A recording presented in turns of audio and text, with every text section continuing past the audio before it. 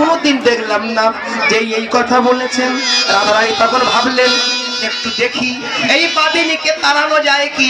বলে ননদিনী গো, এই ফুল বাগানটা কার শুনবে? বলে হ্যাঁ বলো না। বলো দেবস্বয় হেতা কহিবারে নয় কথা, বলো দেবস্বয় হেতা কহিবারে নয় কথা।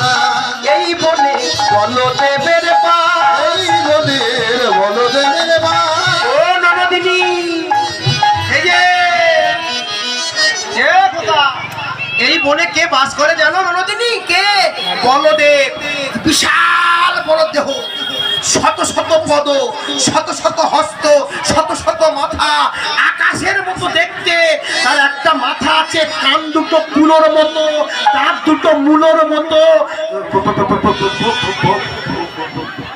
বৌদি চরিত্র ভয়ে সব কথাগুলো আড়ষ্ট। এত বড় দেবতা, তার চরিত্র কেমন? আর বলো না ননদিনী, তার চরিত্র শুনবে। তার চরিত্র কেমন? বলে বিধবা পেলে ছাড়ে না, বিধবা পেলে ছাড়ে না, বিধবা পেলে। ও বৌদি, ও আমি যাব না বউ, আমি বাড়ি যাব বউ। ও বউ, তোমাদের দলের ভিতরে আমি একা বিধবা।